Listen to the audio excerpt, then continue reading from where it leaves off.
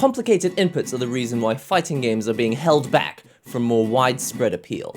Or are they? We're going to be talking about all that and more, but first, coffee. Today's coffee is Mandarin Tanobatak. Look at those tasty, tasty beans. Now, this is a discussion that sort of came up in the Japan fighting game publishers roundtable, but it's also something that's been going around on the internet that people have been talking about recently. And I think it's mostly because of a large number of games that came out probably, in 2018, especially games like Dragon Ball, BlazBlue Cross Tag Battle, or Power Rangers, or even Granblue Fantasy Versus, which came out this year. There has been a trend, there's been a large number of trends in video games trying to get easier or simpler or whatever. One of the main ways in which games have been trying to become simpler is in the reduction of what's known as technical inputs in fighting games. And if you don't know what a technical input is in a fighting game, it's something like when you take a controller like this, and instead of just pressing the button like this is a fireball and this is a punch and this is a kick. In fighting games, it's often these are all kicks, these are all punches, and if you want to do a fireball, you have to do like a circular motion like this and then a button. Or if you want to grab someone, you have to like wangle the stick in a circle and then press some other button. And some people don't like that. But for some other people, that's precisely the reason why they like fighting games. Let's grind! So what I want to start off by saying is that the reason I'm talking about this is because I think it's scary for people who like technical inputs, like myself. I get a real kick from wangling the stick on an arcade stick and then doing a special motion for doing a special move. And it's not necessary at all. Of course, there's plenty of fighting games that are out there where you just press the button and a fireball comes out, or as long as you're holding forward and you press a button, a fireball comes out. Or there are a number of ways that you can simplify it, and those games seem to be doing just fine. But the question is, should all fighting games be simplified so that they're like that? And that's where it becomes a little bit scary. I think it's a little bit like when you're really into heavy metal music and you're like in the heyday of heavy metal and there's tons of heavy metal bands out there, but then disco starts coming in and you're like, oh no, there's so many disco bands. And it's not that we want disco to not get popular, it's just that as bands discover that more immediate hook heavy pop music is popular, we're just afraid that our selection of heavy metal will become smaller and smaller. And that's what happens with games getting simpler. There are the classics, there's the Street Fighters, there's the Tekkens, there's the Soul Caliburs, there's the Virtua Fighters, fighting games that have been going for a really long time. But as new fighting games come out and they have simpler inputs, it's just tantalizing because it's difficult to sell a fighting game anyway. The whole genre is a bit of a niche. Publishers obviously want to find ways to secure money, make sure that the game sells well, because if the game doesn't sell well, you're not going to get permission to make the next one. So I guess the reason it's scary, the idea of losing technical inputs, is that people who like technical inputs, it just means that if, let's say, Tekken also becomes simplified, and Soul Calibur also becomes simplified, and Street Fighter becomes simplified, then the only way that we can play games that have that fun joy of that satisfaction of learning how to do a specific motion and doing a certain combo that was kind of complicated like this, the only way to do that will be to play older games. And unfortunately, with the older games, they no longer have support. And the way that video games work is that you're not really able to reverse engineer and do whatever you want with them, not officially speaking. When you buy the game, technically you're like buying permission to just play the game as it is. You're like paying for the rights to use the service, I suppose. But you don't really technically have permission to pull the game apart and update it and do things as you want to it. So the main fear comes from not having control over what we're going to be able to play, or even if we want to play the old games, will we be able to use them with good online netcode, which is something that maybe newer games will have better access to. It's a big discussion, but as soon as things trend in a certain direction, it means that the selection of things that you used to like may become smaller, and that can be a little bit scary. I realize I keep dropping things. But with regards to the main argument, are technical inputs holding fighting games back?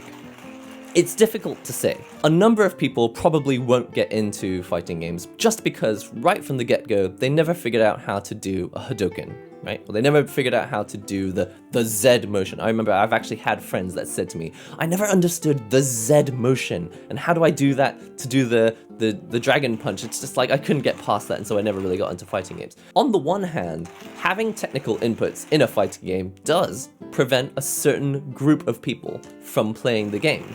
The question is, if you amend the game so that there are no complicated inputs, are those people going to now jump into the game and play? Because the problem is, once they do jump into the game and play because there are no longer complicated inputs, they're also going to now discover there's lots of other complicated stuff that still makes it hard for them to win, like the mind games. And so the question is, at what point do people jump off board? Either they jump off board because they don't like the look of the characters, or they jump off board because they couldn't figure out how to do Hadouken. But if you reduce that, so all the characters are all good looking, fine. Now, Hadoukens are really easy. You just press a single button and you've got a fireball. Okay, so that's not where they're jumping off board. But then suddenly now they've got to fall over and they've got to make a decision. When they wake up, do they press a button or do they block? Or do they try to tech the throw that they think might be coming? They have to kind of guess at this point, and that can be really stressful because it's like, no matter how many times I try to guess the right thing, I always guess wrong somehow. It's like my opponent is psychic and they always know exactly what I'm going to do. Maybe they'll jump off board at that point. There will always be, no matter how many times you try to simplify a fighting game, there will always come a point where it's just too much for a person to handle and they'll just jump off board. The question is, how many of these jump off points do you remove until there's just no game left? For me, I'm not convinced that removing technical inputs really is the solution. And the reason is, I kind of think of it a lot like music. When you're learning a musical instrument, there are a number of things that are difficult to do at the start. And for most instruments, it's like you're playing something like I wish I had one here. I'll just use my water bottle because I don't have anything to make an example of. But when you're playing a wind instrument, you have to like press the keys on the instrument to press all the different notes, but you also have to like blow into it. You're like into the instrument. You got to blow at the right speed. You've also got to hold the right mouth position. You've got to hold the instrument at the right angle. Take care of the implement here. It's like it's made out of bamboo, and so you've got to carve it into exactly the right shape. There's so much that can go wrong just to make a sound at all, and that's before you get to any of the ideas of playing the keys carefully, or musical expression, or playing a virtuosic difficult passage. Tasty water. With music, it's very much the same. There are plenty of jump-off points, and most people do eventually jump off. You start off with your instrument playing your oboe or whatever you've got, but then by the time you hit like 4th grade, you're like, okay, I just don't have time for this anymore. Maybe I'll play it every few weeks at orchestra, but I won't actually do any graded exams as well.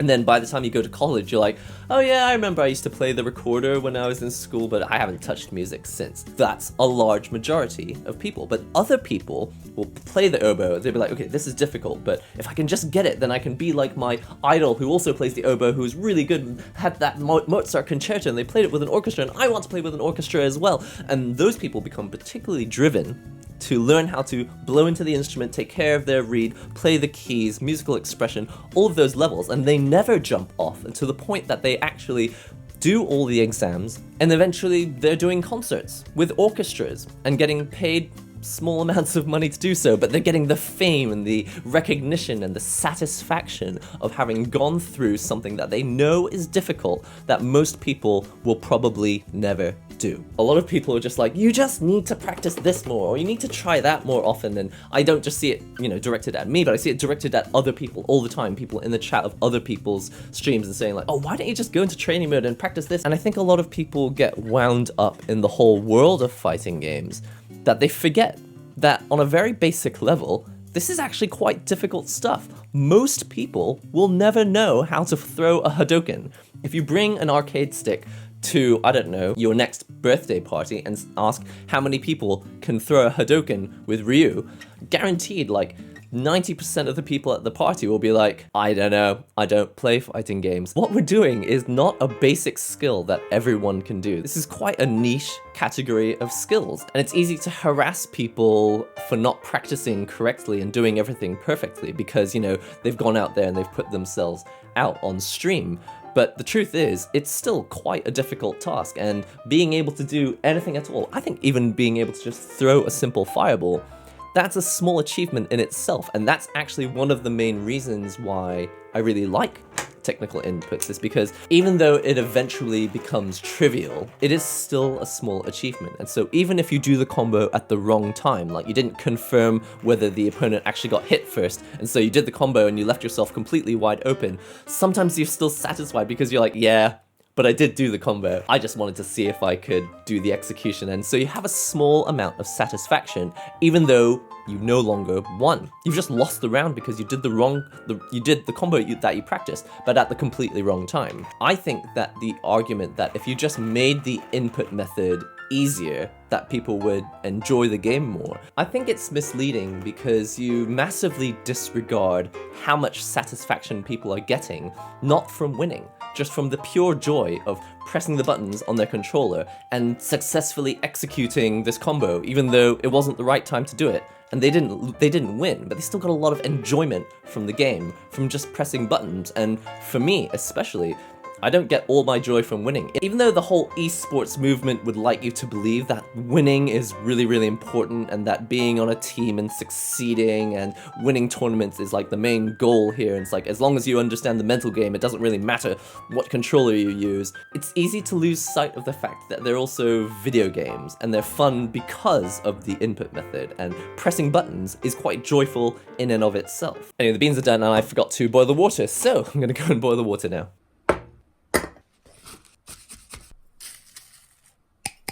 So one of the other main reasons why I wanted to talk about technical inputs in these games is because I think, unfortunately, they've gained this sort of stigma for being a really difficult thing that people can't handle in fighting games.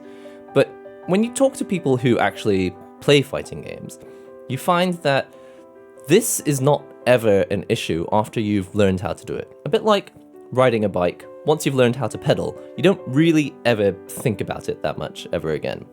And unless we're talking about high-level execution, which is a completely different topic from just technical inputs, you find that once you've learned how to do the fireball motion for a Hadouken, or a dragon punch motion, or a tornado kick motion, or one of the easier ones are the charge motions, like if you play someone like Guile, or if you play a character like Zangief, you can also just spin the stick in a circle, which is a quite natural feeling motion, and you can do grappling moves. And these are things that people, are trying, certain publishers are trying to remove from games in an attempt to make the game more accessible.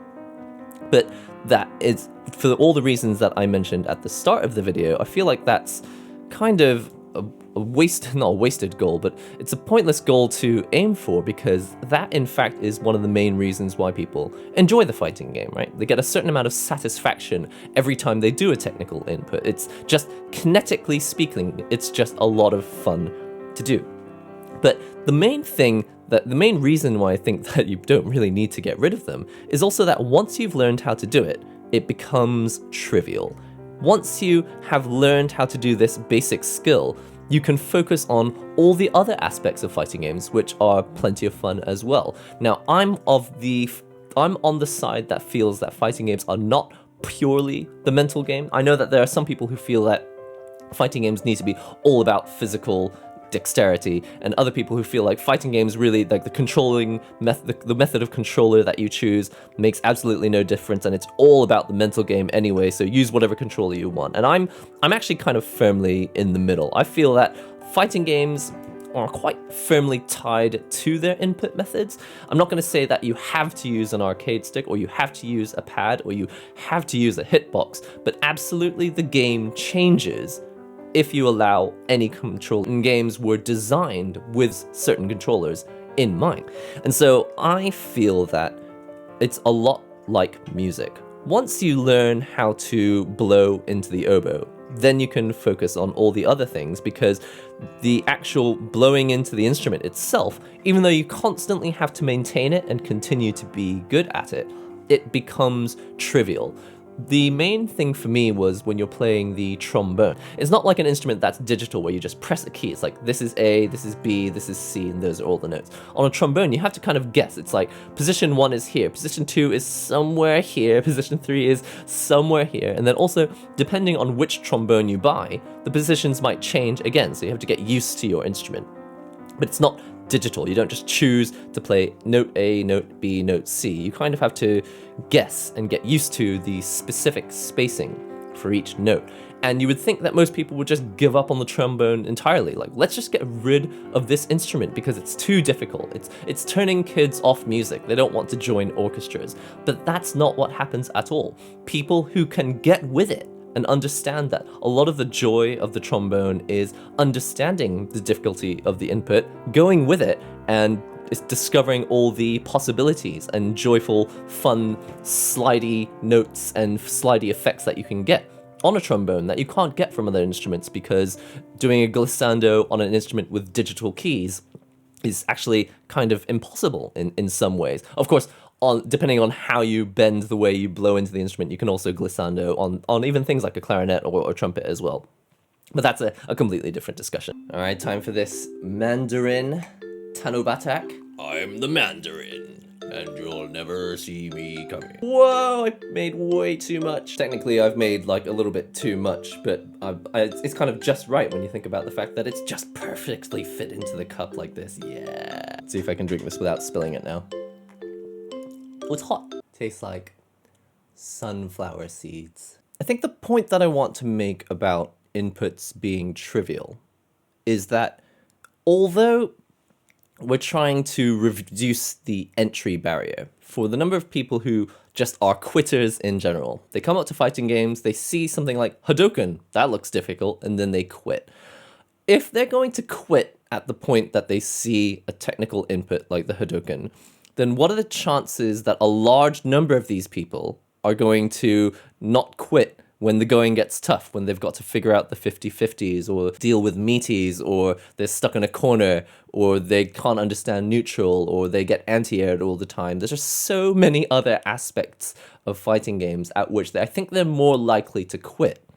That I think the physical aspect, I'm just saying I don't think it has to disappear. I do think there is a very healthy space for fighting games that want to develop a strong mind game without going down complicated physical input. That's totally fine. I think you've got a sliding scale. You've got Street Fighter, which is somewhere in the middle. Street Fighter 4 is a little closer to physical dexterity is important, but Street Fighter 5, it's kind of in the middle.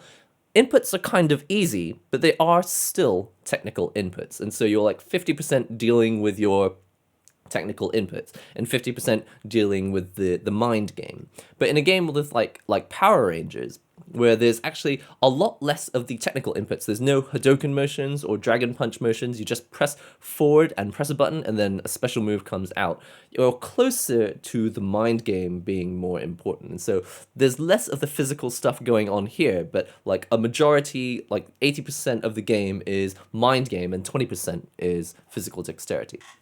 And I think there's room for both.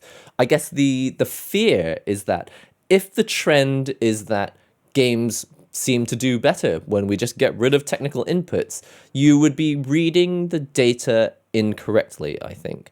And if, for example, if Street Fighter 6 were to come out and be a little bit like Dragon Ball or BB Tag or Power Rangers or any of these games that are coming out with easy inputs, I think even though you might appease a number of people who have always kind of thought Street Fighter was interesting but never got into it, they may join, but then they'll probably quit anyway because Street Fighter is still a difficult game. There's still a lot of mind games that you have to play when you play the game.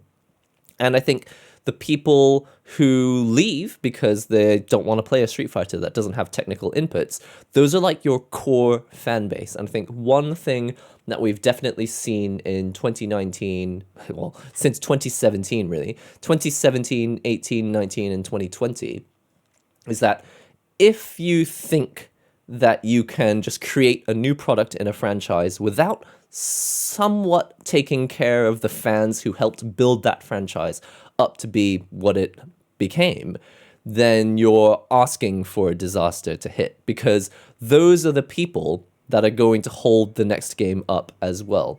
if you wanted to just make a different game that's not like Street Fighter, you'd be better off just not using the Street Fighter name. But you're a publisher, you're a company, and you're more likely to sell a large number of copies on day one if people see the Street Fighter name. And so I guess as a company, you're sitting in the middle. You're like, we want to make a new game, but no one's going to buy it because no one's heard of it. But we want to make this new game and give it the name Street Fighter because everyone recognizes it. But if we give it the name Street Fighter and it just turns out to be that game over there, just has the word Street Fighter on it, then that's going to make the fans upset. But we might get loads of new sales from people who join the game for the first time. And so the question is, at what point does a company decide, let's just betray the fan base and use the name for something that it isn't? And how far can we get away with that? And I don't think there's a right or wrong answer. I think in business, really, your goal, unfortunately, still needs to be make money. Because, again, if you don't make money, you're not going to be making any more of these games. But I really want to drive home the point that technical inputs are a trivial matter. And people forget that. It's just no big deal after you actually learn how to do it. A lot like on a trombone, once you've learned that this is first position, this is fourth, second is somewhere in between there, and third is a little bit closer to the bell of the horn, and sixth is about as far as you can push your arm out. Once you get over it, it's trivial, and then you move on to all the other things like expression, virtuosic passages, playing in an ensemble, and tone quality. There's a million other things that you need to focus on after you've got over those trivial aspects. But what makes technical inputs especially interesting is that it's not just trivial. So after you've learned how to do a Hadoken, so this is a Hadoken motion, quarter circle, and then a button, you never really think about it again. Punch, kick, fireball, press the button, you've done a combo. Great. Unless you're in a risky situation. And this is where trivial inputs get really interesting, because even though it's trivial to do this, if you had not done this and you had just done some other buttons instead, you would have got less damage, but there was no risk. Button, button, button, it's a 3-hit combo. Instead, if you go button, button, fireball, there is a chance that you could mess this up. If you're in a very stressful situation where $250,000 are on the line, and you know if you do a button, button, button, you're guaranteed to get this combo, but if you do button, button, fireball, you might miss it, then there's an extra risk. What used to be a trivial aspect has now come between you and victory, and you have to make a decision. And that's why I think it's so fantastically interesting that we have technical inputs, because at the same time, they can be something that you never need to think about, because once you've learned how to do it, it's easy, but then at the same time, it's one extra thing that you can mess up in a risky situation. Honestly, I think that's one of the most fascinating things about fighting games, is that the situation is always changing. If you open up Street Fighter Third Strike now, you can actually open up a trial that teaches you how to do the Daigo parry, right? So Chun-Li does a super combo, and as long as you press the right direction on the stick at the right time, you could just learn the rhythm. It's like bosh, bosh, bosh, bosh, bosh, bosh, bosh, bosh, and you can parry Chun-Li's super.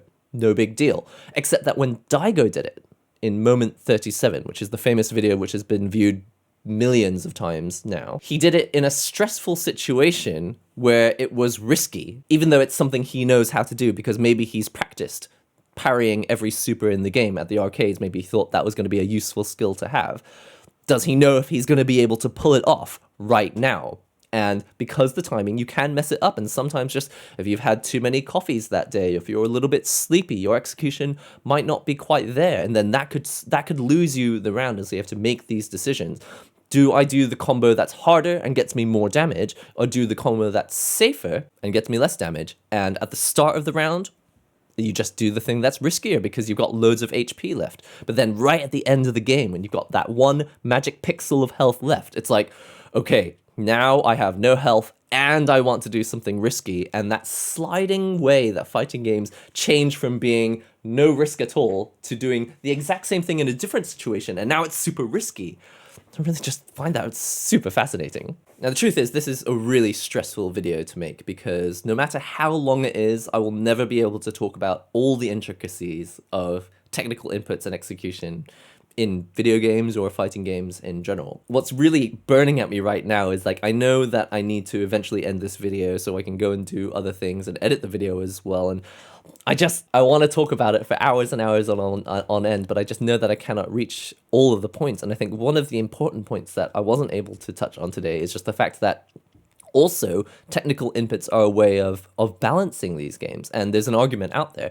Should technical inputs be the way that games are balanced, or should we shift all of the balancing aspects into other parts of the game? Like, you know, if you do this move, then you run out of a gauge of meter that you have to charge up again before you can use it. In Tekken, you can do like it's like a dragon punch motion, but if you don't do it just right, like in Street Fighter 1, like frame perfect, and then press these buttons at the same time, press the button and the direction at exactly the right time, then it doesn't come out. You get a different move that comes out, and then you're probably more vulnerable, and then now you've taken a very large risk. But if you get it right, you get loads of damage, and that's how that character happens to be balanced. There's no end to the discussion, and there's also no perfect answers, because if you want to go all the way, you can say, well, how do people play who don't have access to their hands?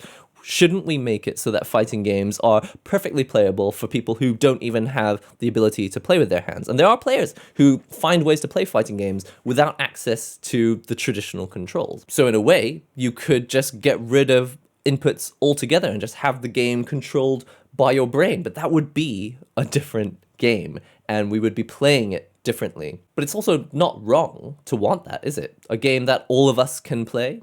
But it would be a different game. Street Fighter is a game where physical aspects are important, but also the mind game is important. And it would be nice if in the future we could have both.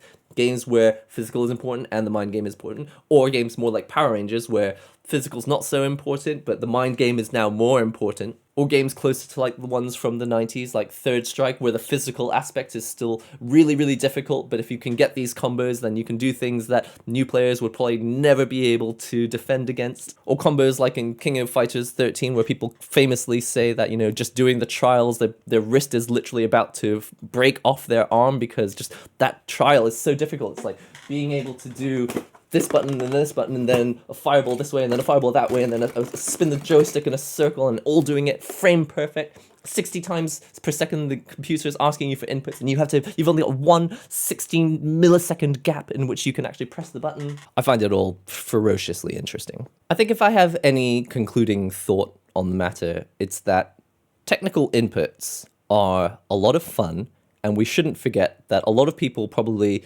enjoy the game because of the technical inputs, and that winning is not the be-all and end-all for everyone, although esports might have you feel that that's what's supposed to be the most important part of the game. And if I were to create a word for how I feel about it, it's that technical inputs are situationally trivial. Once you learn how to do them, it's like riding a bike. Makes absolutely no difference. Now we all know how to do it, and it's just a barrier some of the new players can't get in because of this thing that we've all learned how to do.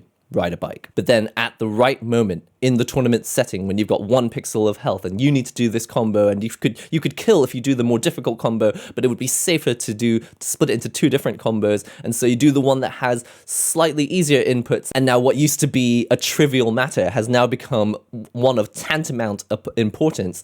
Do I choose to do this easy move or the one that's slightly less easy but might get me the kill? To me, that sliding scale and the way that fighting games morph from being literally anything goes at the start of the match to being you're in the corner and about to die and one small choice that you make could ruin everything, that's what makes it so exciting. But I want to know what you think.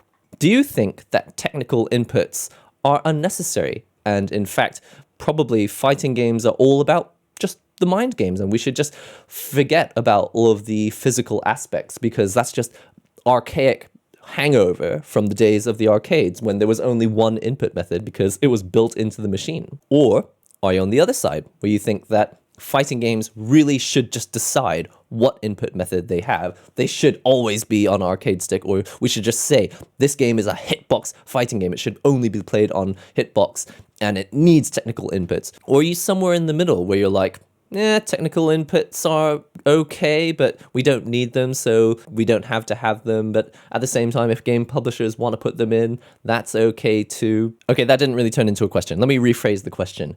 Do you think that technical inputs are holding fighting games back, and that actually removing technical inputs would magically make the fighting game genre more popular and more successful? Because it is entirely possible that technical inputs are the problem. And in fact, maybe if we keep putting technical inputs into the game, that is just going to keep preventing new players from getting in. And then we'll have to go another 8 or 9 years with no new fighting games coming out at all. It's totally possible. It could happen. Personally, I feel that even though there has been a trend where probably more than 50% of the new fighting games that have come out over the past few years have tended to be slower paced experiences with fewer technical inputs, or at least options to just get rid of the technical aspects so you can just play the game with simple inputs. I don't personally think that that's the only way to make the games more popular. But I think it could also be a red herring, whereby we get rid of technical inputs, but instead all we've done is just taken away what was actually kind of fun about the game. For casual players as well. Going in and whacking buttons, learning how to do a fireball, and even if we don't win, hey, at least we got the combo. It was kind of fun to do it, and I feel success because I was able to pull off the thing that I practiced offline, and it's not about winning for me, it's about throwing fireballs and doing supers and jumping around like a frog, like a maniac. Is it possible that taking away the thing that we think is a barrier is also taking away the thing that made it enjoyable at all? For even casual players. Anyway, that's all for now. Don't forget to subscribe to the channel and click that notification bell if you want to get notifications of when when new videos go online. And if you want to join us, and we actually play a lot of Street Fighter, a lot of Fighting EX Lair, Them's Fighting Herds, Blaze Blue, Cross Tag, Dragon Ball, whatever. We play loads of fighting games on the Twitch channel, for which there is a link in the description box below. Come and follow me there, and it will give you notifications when stream goes live. It's essentially a lot like this. We'll play a bit of fighting games, and then sometimes drink a bit of coffee and talk about technical inputs, stuff like this. The streams on Twitch are a really exciting, live way to bounce information off each other and come up with ideas and opinions that we may never have come up with before. And if you're not already a member of the Discord, you can come and hang out on Discord, post pictures of your arcade sticks, talk about stuff, generally, Japan, fighting games, anime, manga, you name it. The link is in the description below. I'll see you all in the next NihongoGamer video. It's so smooth.